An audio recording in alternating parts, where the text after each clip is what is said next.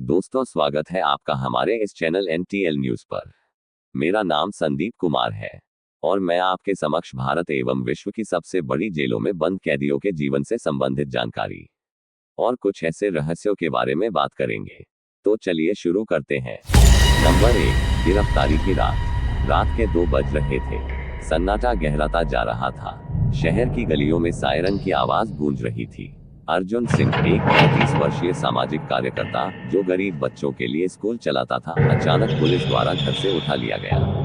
आरोप था हत्या का। उसने चीख चीख कर कहा, मैंने कुछ नहीं किया, मैं निर्दोष हूँ। लेकिन किसी ने नहीं सुना। हथकड़ियां उसके हाथों में थी और आंखों में डर। पुलिस वैन में बैठे अर्जुन सोच रहा था, क्या यही इनाम है समाज के लिए काम करने का। नंबर 2, जेल में पहला कदम। जेल के मुख्य द्वार पर पहरा कड़ा था। भारी भरकम दरवाजा खुला और अर्जुन की जिंदगी ने एक नया मोड़ ले लिया। उसे एक गंदे से कमरे में ले जाया गया जिसे एंट्री सेल कहते थे। वहां पहले से 10 कैदी भरे पड़े थे। बदबू, कीड़े और चारों ओर गालियां, यही था उसका स्वागत। उसने एक बुजुर्ग कैदी रामलाल से पूछा, भाई साहब, यहाँ कैसा जीवन होता है। रामलाल ने हंसते हुए कहा, यहाँ समय नहीं कटता, समय तुझे काटता है।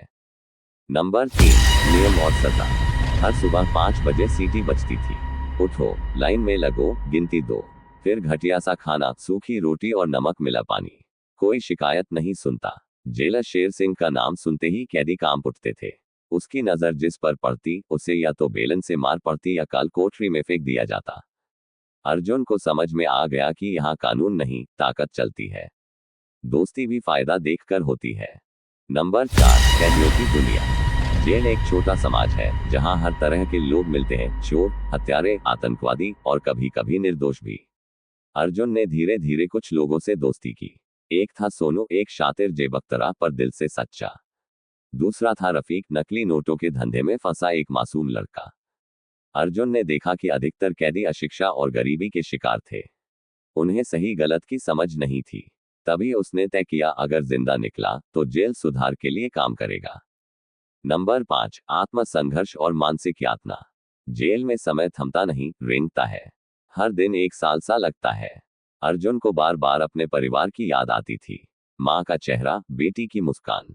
लेकिन मिलाई हफ्ते में सिर्फ एक बार होती थी, और वह भी एक जाली के पीछे से। उसकी आंखें कई बार भर आती। मन में गुस्सा, पीड़ा और एक सवाल, मैं क्यों। उसने एक दिन खुद को खत्म करने की कोशिश की, लेकिन रफीक ने समय रहते बचा लिया और कहा, भाई, तू हार गया तो हम सब भी हार जाएंगे। नंबर 6, जेल में बदलाव की शुरुआत। एक दिन अर्जुन ने जेलर से विनती की, मुझे कैदियों को पढ़ाने की इजाजत दो। जेलर हंसा पर मना नहीं किया। उसने उसे एक पुराना कमरा दे दिया। अर्जुन ने वहीं से ज्ञान की पाठशाला शुरू की। धीरे धीरे कैदी जुड़ने लगे।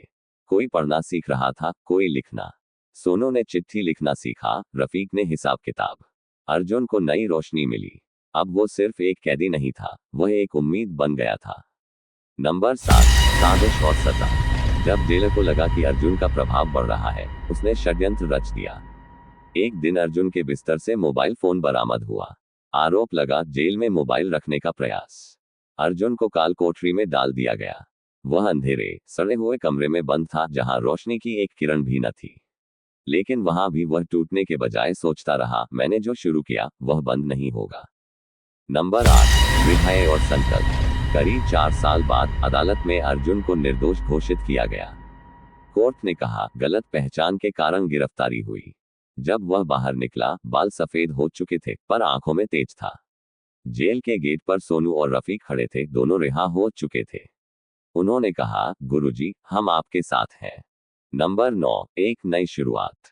अर्जुन ने नवजीवन फाउंडेशन की स्थापना की, जो जेल से छूटे कैदियों को पुनर्वास में मदद करता था।